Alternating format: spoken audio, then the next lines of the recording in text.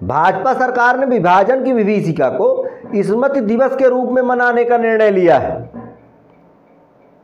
बंटवारे के बाद जख्मों को कुरेदकर मोदी को क्या हासिल होगा, यह तो कोई संघ प्रचारक ही बता सकता है।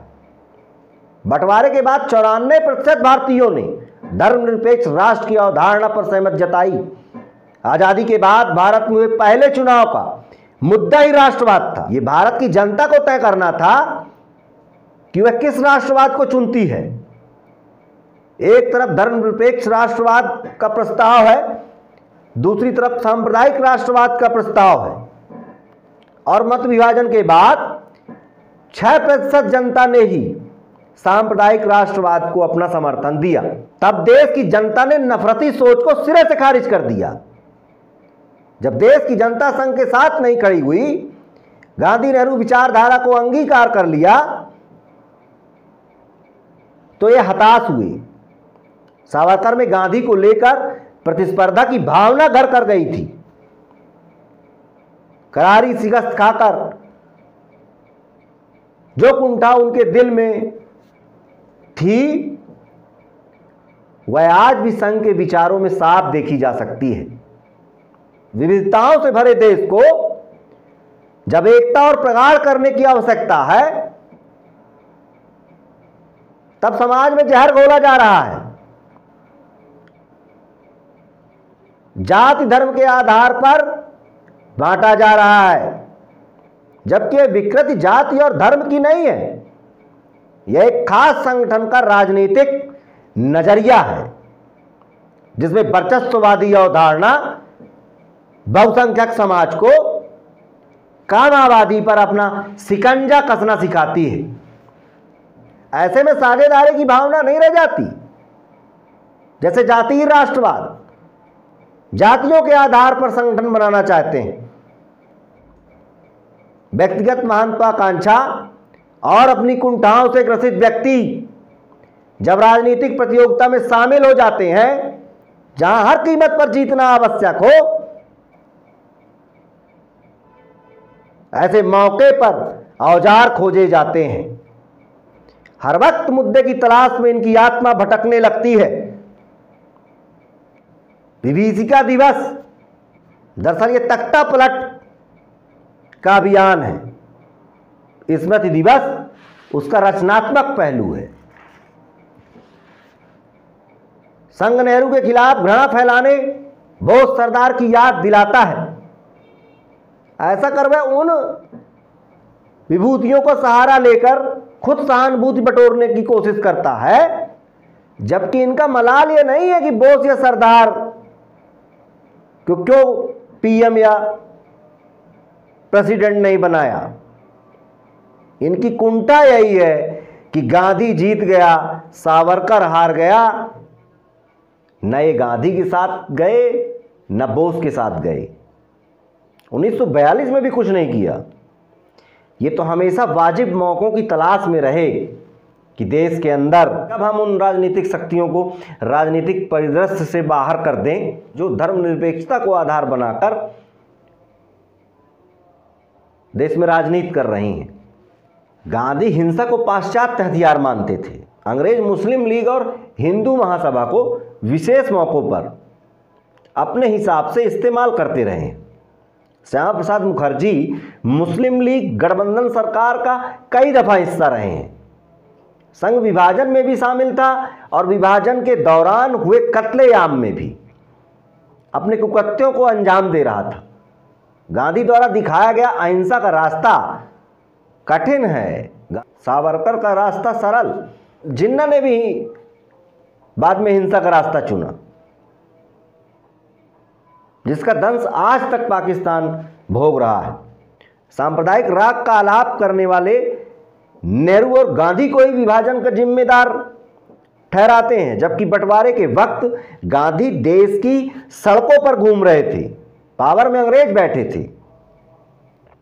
इनका कहना है जो हमारी बात से इत्तेफाक नहीं रखता, हमारा समर्थन नहीं करता, उसको पीटो। यदि सामने वाला सक्षम है, उसकी छवि हमसे बेहतर है और हमसे विलग सोच रखता है, तो उसकी छवि को धूमिल करने का प्रयास करो। फैसला हमारे हक में हो, इसलिए मताधिकार रखने वाली जनता को गुमराह करो।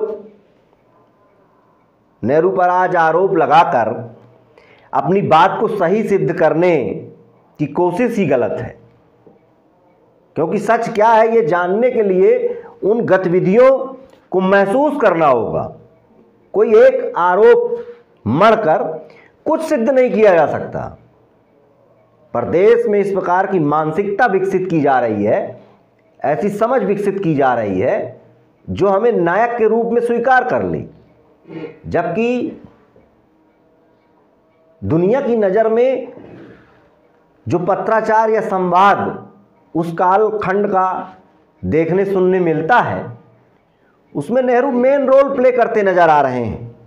जिन्नक विभाजन के सूत्र के खिलाफ नेहरू के तेवर मुखर हैं और आक्रामक दिख रहे हैं, और उन्हीं पर मिलीभगत का आरोप लगा रहे हैं। दूसरा आरोप लगाया कि नेहरू को प्रधानमंत्री बनाने में गांधी का योगदान था, जबकि सच यह है कि नेहरू जनता की पहली पसंद थे। देश का युवा नेहरू के साथ खड़ा था। शहीद आजम भगत सिंह ने 1938 में ही युवाओं को आह्वान करते हुए कहा था कि यदि बोस और नेहरू में किसी को चुनना हो तो नेहरू को चुनना। उस कालखंड का युवा हो या आज का युवा हो, भगत से अलग अभिमत नहीं रखता। वो सर्वदा यूथ आइकॉन है। देश ने वही किया भी। गांधी ने महज देश की आवाज, युवाओं की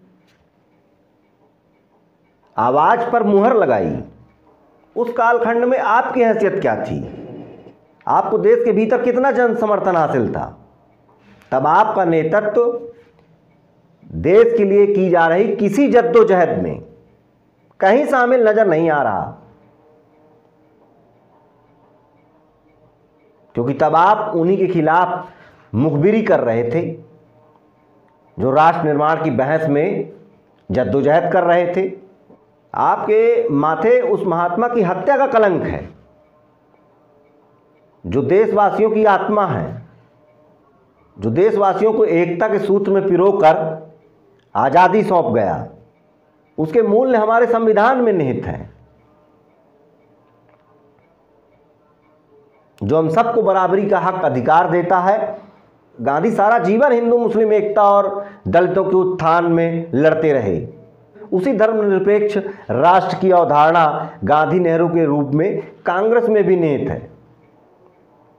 जब समूचे विश्व में भाषा और धर्म के आधार पर स्वतंत्र राष्ट्रों का निर्माण किया जा रहा था, तब यही उदार नेतृत्व गांधी ने भारत की मूल अवधारणा को परिभाषित कर विश्व को एक अलग संदेश दिया। गोलवलकर भी एक विचारधारा थी जिसे संघ ने आगे बढ़ाया, मगर गांधी नेहरू का राष्ट्रवाद श्रेष्ठ राष्ट्रवाद है। भारतीय नेतृत्व ने उम्दा राष्ट्रवाद की परिभाषा खुद गढ़ा, विश्व में किसी की नकल नहीं की। भारत विश्व गुरु है यह सिद्ध करके दिखाया। निरक्षर भारत में धर्मनिरपेक्षता को सामाजिक जीवन जीने का सिद्धांत बनाया। बहुसंख्यक समाज को बड़े भाई की तरह उदारता सिखाई और अल्पसंख्यक समाज भी छोटे भाई का फर्ज निभाता रहा। धर्मनिरपेक्ष समाज धर्म के आधार पर लोगों को नहीं बांटता। भारतीय इतिहास बृहद संग्रह है। विभाजन की बात कर हम विवाद को याद करना चाहते हैं, जबकि हमें आज़ादी की लड़ाई में सभी की सहभागिता और आज़ादी के बाद आपसी सहयोग को याद करना चाहिए। विभाजन को याद कर हम जख्मों को हरा करने का काम कर रहे हैं।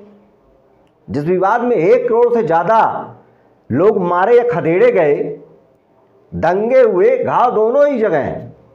आज उस विभीषिका को वह संगठन याद कर रहा है जिसका सांप्रदायिक सौहार्द में यकीन ही नहीं है, धर्मनिरपेक्षता में इनका कोई योगदान ही नहीं है।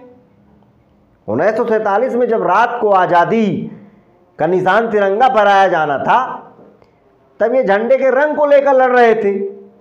1950 में संविधान स्वीकृति से पहले ये उस पाक ग्रंथ भारतीय संविधान को स्वीकार करने तैयार नहीं थे।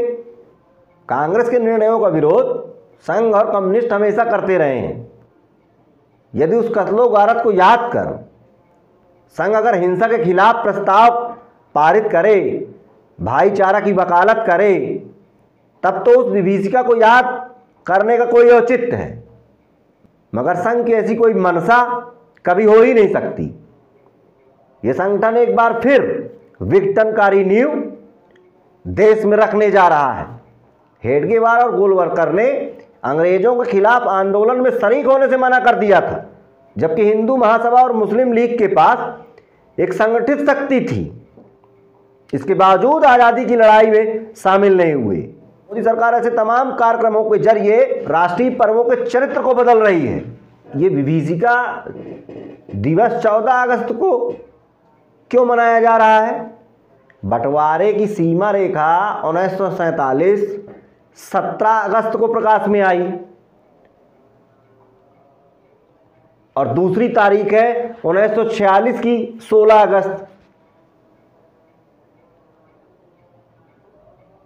जिसमें बंगाल में हिंसा हुई।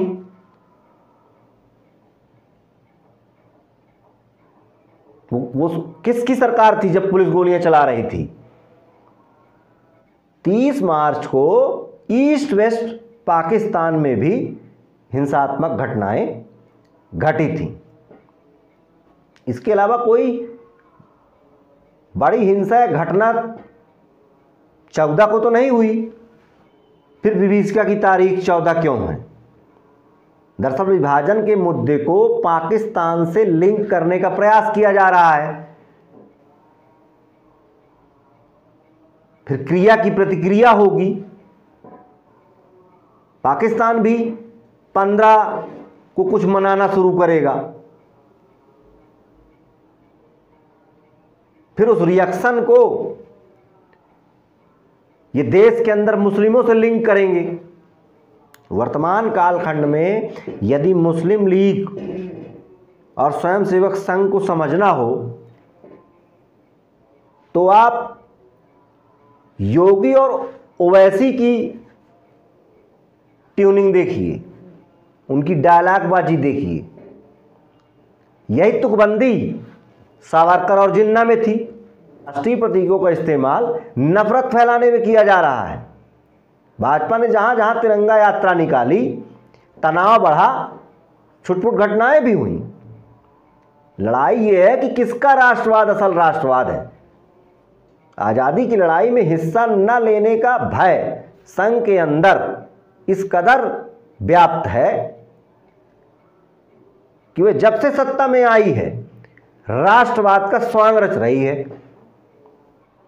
1957 के बाद करीब 90 साल के लंबे कालखंड से राष्ट्र की जो अवधारणा निकली वह सांप्रदायिकता को स्वीकृति नहीं देती, वह धर्मनिरपेक्षता की पैरोकार है। उस कालखंड में उपनिवेशवादी राष्ट्र के खिलाफ जो राजनीतिक शक्तियां खड़ी रही हैं, उन विचारधाराओं के खिलाफ संघ हमेशा खड़ा रहा है। वह उस अवधारणा के खिलाफ है जहां धर्मनिरपेक्षता की वकालत की जाती है।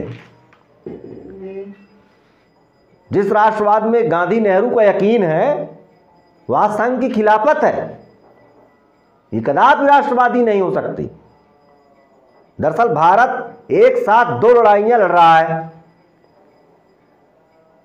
तब से अब तक लड़ रहा है। एक उपनिवेशवाद जो अंग्रेजों से प्रेरित थी, दूसरी सांप्रदायिकता जो धर्मनिरपेक्षता के खिलाफ है। सांप्रदायिक ताकतें कभी राष्ट्रवादी नहीं हो सकती। हिंदुस्तान को गुलाम बनाए रखने के लिए अंग्रेजों ने सांप्रदायिकता को पैदा किया। आज भी उपनिवेशवाद ने ही सांप्रदायिकता को अपना हथियार बना रखा है, जिनसे हमारा संघर्ष लगातार जारी है। कांग्रेस के नीतियों निर्णयों का विश्लेषण कर गांधी, नेहरू, बोस, सरदार भगत पर टिप्पणी करने वाले स्वधन्य लेखक संघ के इतिहास को ईमानदारी से लोगों के बीच लाने की कभी जहमत उठाएं। मुस्लिम लीग बड़ी सांप्रदायिक ताकत थी, पर घर्षण के बिना परिणाम देने में असफल थी। संघ पुट देने का काम करता रहा। हिंदू महासभा या छुटपुट संगठन आवश्यकता अनुसार रातों रात तैयार कर दिए जाते हैं, जिनका उद्देश्य त्वरित मुद्दों को भुनाने का है।